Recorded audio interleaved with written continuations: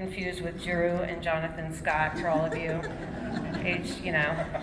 people who like to watch those shows like myself, has been kind enough to come here today to share his story. And really, who better to tell you about what we do than somebody who's been through our program. So thank you so much, Jonathon. I appreciate you very much.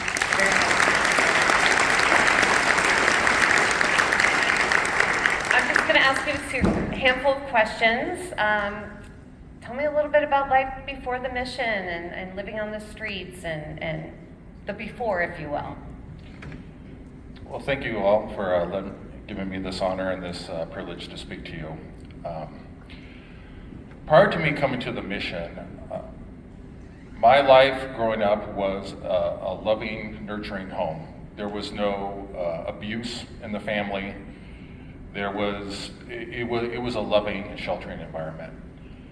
I had my endeavors and my aspirations in life. I am college educated. I went to UC San Diego, graduated cum laude in the class of 2012, and I had a dream to go to a prestigious graduate school. And I was just so me-focused on just my own personal success, and I basically, put all of my eggs in one basket. And upon my graduation, then I just really experienced reality in life.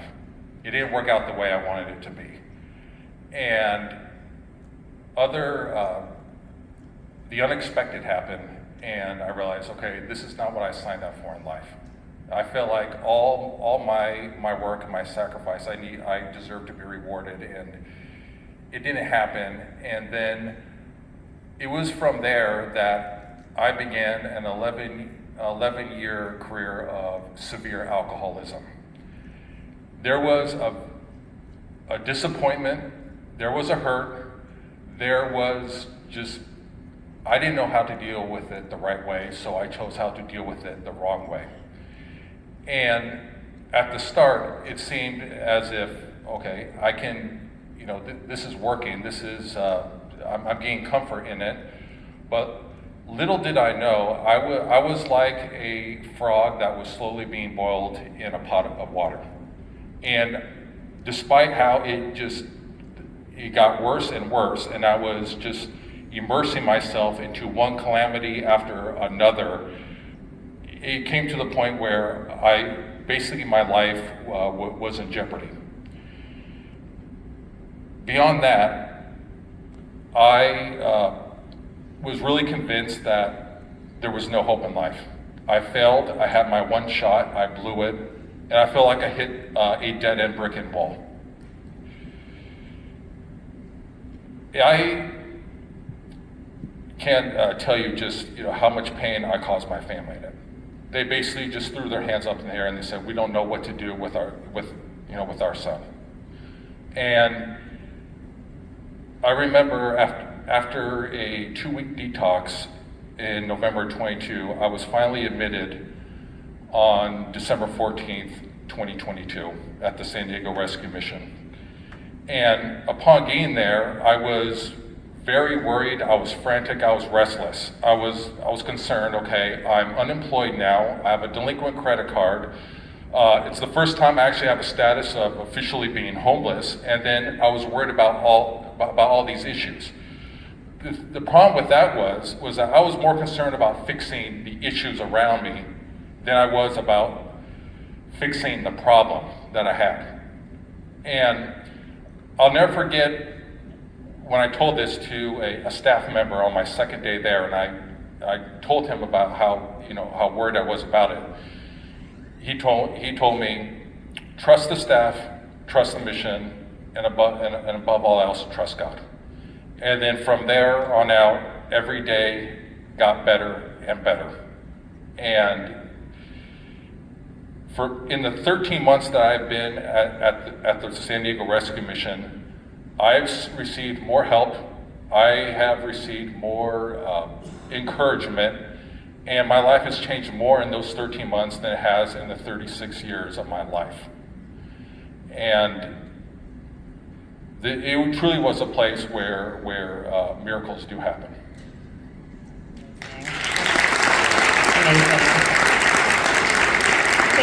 sharing that. You talked a little bit about, about being in the mission. Do you have any big takeaways from your time there? And then I want to hear what you're doing now. What was so amazing about the rescue mission is, prior to me being at the rescue mission, I'd been to 4 rehab programs. And not to speak ill about them, but basically their approach to me and the other people in there was they tell you what addiction is. They say this is what it's doing to you, and they'll even, just give me a little pamphlet on 10 alternative things you can do, and then it's like, okay, now you know what it is, thumbs up, good luck in life. It wasn't like that when I came to the rescue mission. When I came here, they didn't look at me as lazy. They did not look at me as a failure. They didn't look at me as incapable. They looked at me as an investment. They viewed my success as the rescue mission's success, and even more than that, they viewed my personal success as their own personal success. And it was the first time in my whole life where a dear staff member really told me that my life mattered. And I was never told that ever before in my life. And it was, at that point where it gave me a new hope just sprang into me, and it just gave me the motivation and the antidote that I really needed in life. Now that I'm graduated, I have 2 jobs now. I work overtime. I have one job where I work for the County of San Diego in the Parks and Recreation Department. It's a really great job. And tomorrow it begins my first day working at the rescue mission for a position called a Community Life Ambassador. And that's where I get to interact with the residents there. And the reason why I wanted this job was because with the hope that I received, it was a hope worth living out, and it was a hope worth investing in others. And I'm greatly looking forward to tomorrow and begin this next journey and chapter in my life. Thank you. We're excited too to have you. Is there anything you want people to know about people experiencing homelessness? All of us here agree that we want to fix the problems of homelessness, addiction, and despair that we see going around in our communities. It is wonderful that the donors, volunteers, and various supporters have helped make the rescue mission the successful organization that it is in combating this important issue. But I believe there is something far deeper and more important than just that. Perhaps one of the reasons why we don't always see the expected results of our efforts to restore the lives of those facing homelessness is because often our vision for homeless people is short-sighted and limited. I will never forget the words that a fellow resident of mine told me during my stay at the rescue mission. While we talked with each other about our life stories and experiences, he in tears broke down and told me, "While I was homeless, I could handle the physical pain I experienced in my body.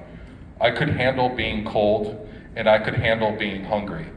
But that was nowhere near the excruciating pain I felt when people out there would tell me I'm incapable, worthless, beyond hope, and a burden to society with nothing to give or offer to others in the community. That is why I felt trapped and defeated with no motivation or hope for a better life." End of quote. Some of the most beautiful gems in the world require the most cleansing, refining, and cutting, which often takes a significant amount of effort and sacrifice. Yes, it takes more effort and work than the average gems, which hardly need any effort at all. But that's what makes it so worthwhile. We need to have bigger visions and have a greater understanding of these people's worth and capabilities. And as such, these homeless people need to have bigger visions for themselves and a better understanding of their self-worth. I will say this. I believe that the secret to restoring the lives of the residents from homelessness, addiction, trauma, and despair is hope. The residents at the rescue mission need hope. They need hope that moves them from tears of despair and sadness to tears of joy. They need to sense the greatness of that hope and be moved by it. Moved to tears of joy and moved to laughter and true happiness. moved by understanding their self-worth and capabilities and what true hope has already done for them and will continue to do for them. And this needs to be happening every day at the rescue mission. In closing, I will say that I am convinced more than ever that a homeless person who is brought to hope, who has experienced fire and refining, who being brought to the realization of his or her self-worth, and as a result of that realization has their life restored because of it, will end up being the most powerful and effective vessel in fixing the homeless crisis we are facing in society and change our communities for the better. Thank you.